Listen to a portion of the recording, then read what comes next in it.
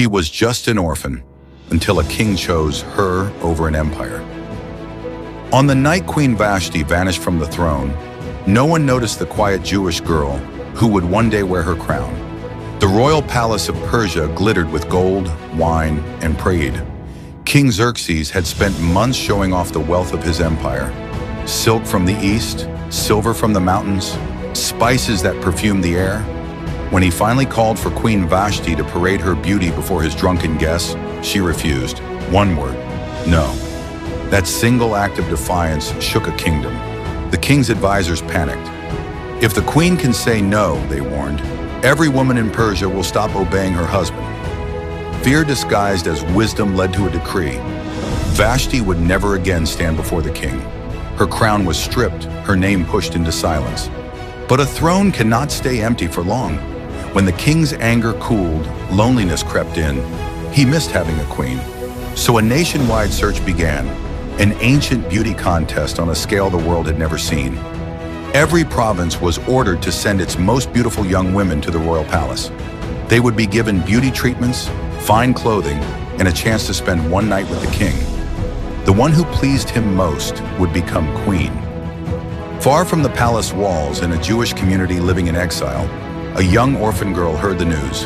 Her name was Hadassah, though most people called her Esther. She had lost both parents and was raised by her cousin Mordecai, a man who loved her like his own daughter.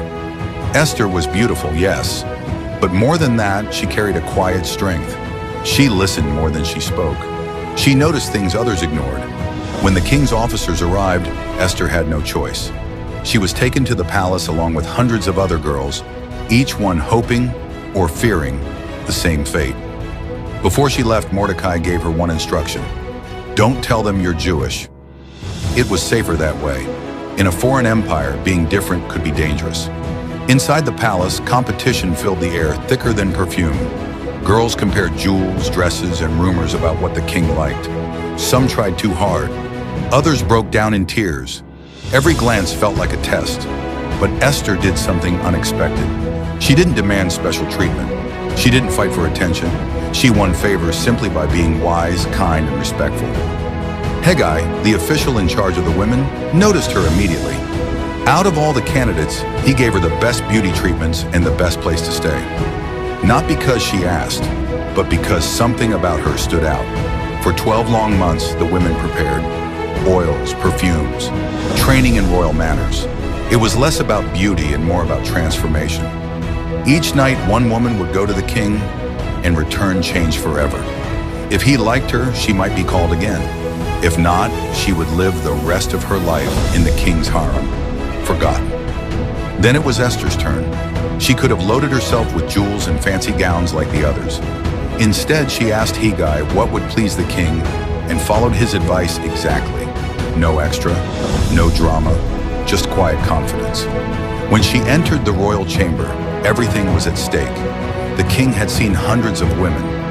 Beauty no longer impressed him easily. But when Esther walked in, something shifted.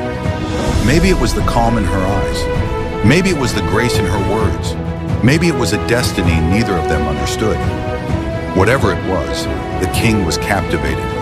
Out of all the women in the empire, he loved Esther more than any of the others. He placed the royal crown on her head and declared her queen of Persia. A grand feast followed. Gifts were sent throughout the provinces. The empire celebrated. But behind the celebration was a secret. No one in the palace knew the new queen was a Jewish orphan girl from exile. No one knew that the quiet young woman now wearing a crown would soon stand between her people and destruction. The girl nobody noticed had become the woman history would never forget.